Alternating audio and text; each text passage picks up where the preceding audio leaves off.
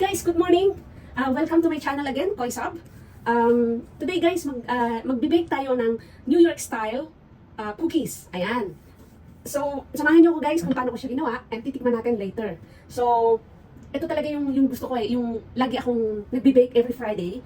Kasi merong nagre-request sa akin lagi ng ganitong pagkain. Hindi lang cookies, of course. May iba pang akong binibake na soon to come sa aking YouTube channel. So guys, of course, meron tayong flour, all-purpose flour, ang ating sugar, brown sugar, ang ating dalawang itlog, ayan, and of course, ang ating vanilla, and guys, ang ating unsalted butter, ayan.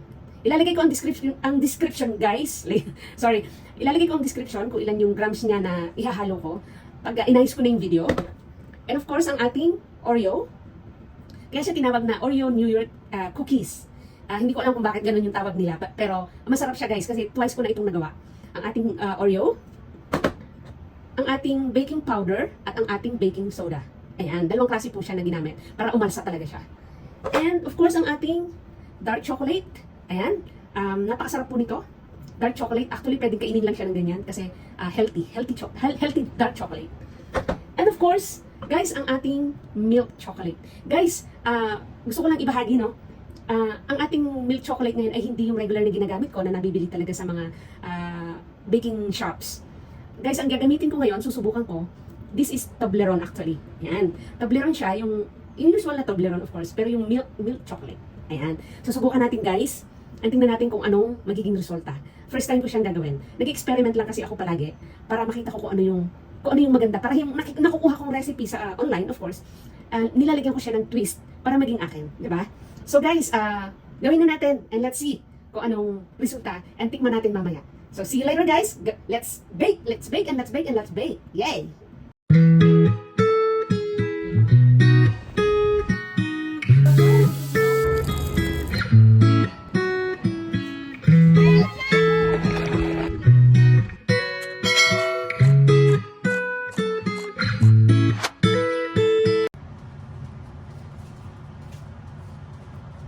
So guys, atin nang ibibit ang ating butter. Ayan. Butter. At saka ang ating sugar.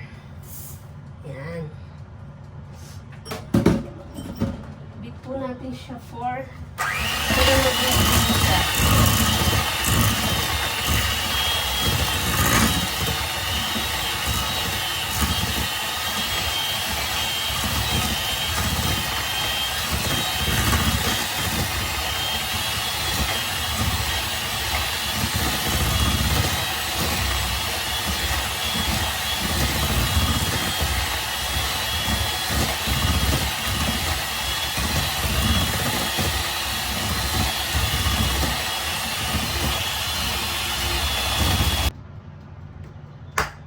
of course, ilalagay na po natin ang ating eggs, one by one.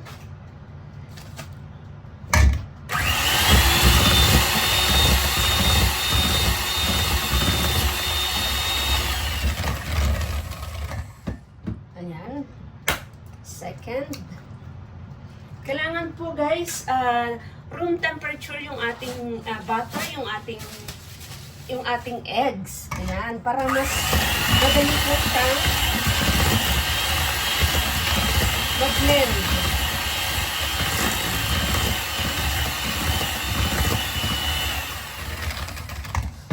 And guys, lalagyan na natin siya ng vanilla. Ayan.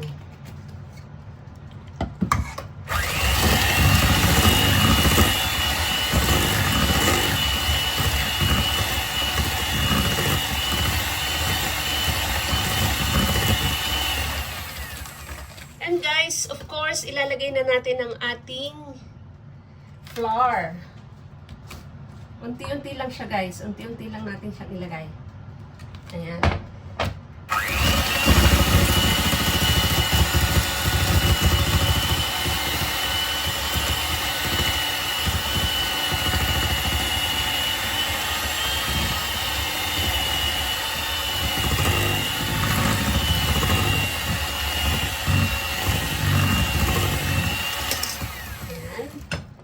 second batch.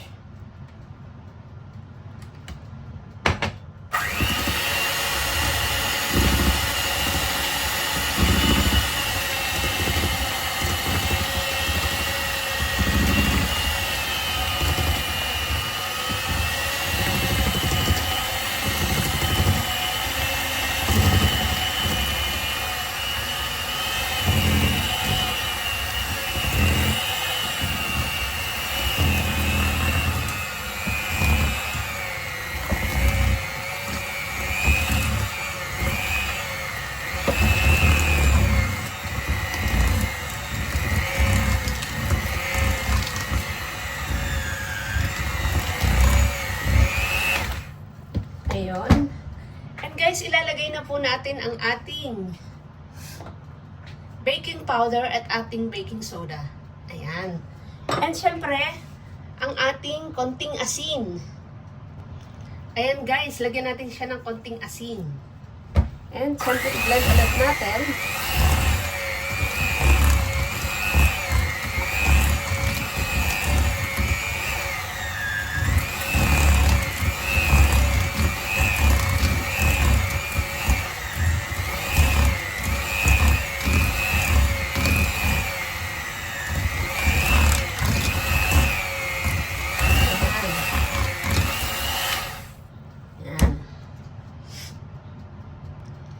And guys, ilalagay na po natin ang ating Oreo. Ayan. Haluin. Para ma-mix ng mabuti.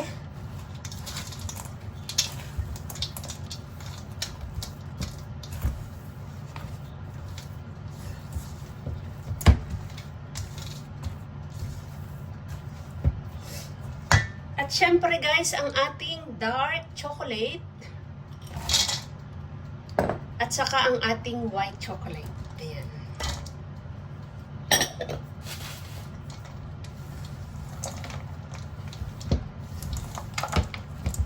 Masarap ito, sigurado. Nagawa ko na ito ng isang beses. Ngayon lang sinubukan ko with the Toblerone white chocolate. So tingnan natin kung anong magiging diferensya. Pero parehas lang naman yan na milk chocolate, kaya ano lang, nag-experiment lang ako.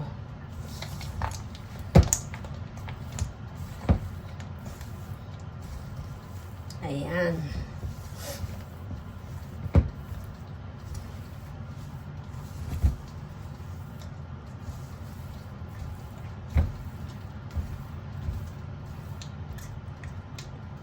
Ayan guys, pwede na natin siyang roll ng bilog-bilog para ma-bake na natin. Ilagay muna natin siya sa ref after natin mabilog-bilog para mag-set talaga siya. Para pag binake natin, hindi siya masyadong kakalat. Ayan. So, wait guys. Bilog-bilogin na natin.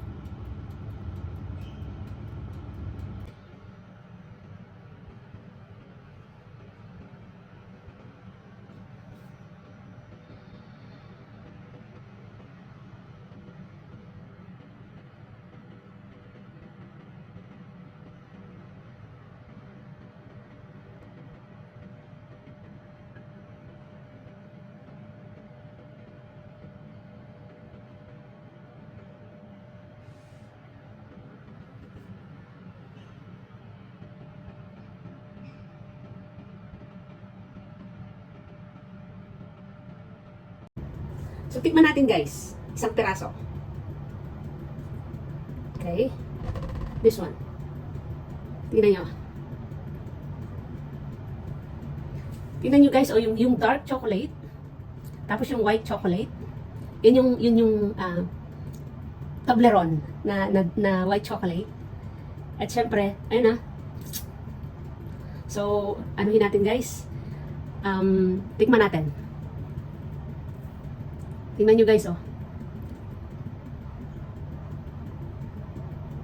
Ah, diba? Tingnan natin kung matamis siya or tama lang.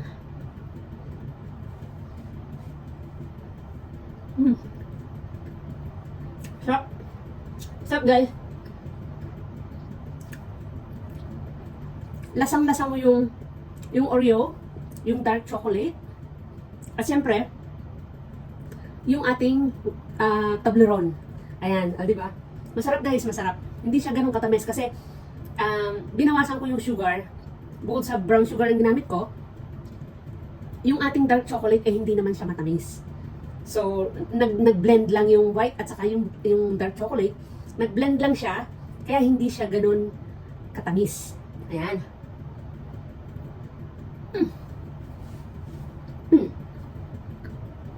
Ang sarap guys.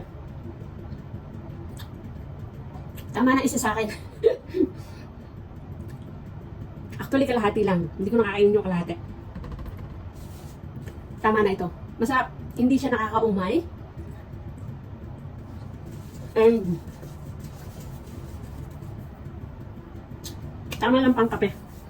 Kape or tea or merienda. Para sa mga bata, baon sa school.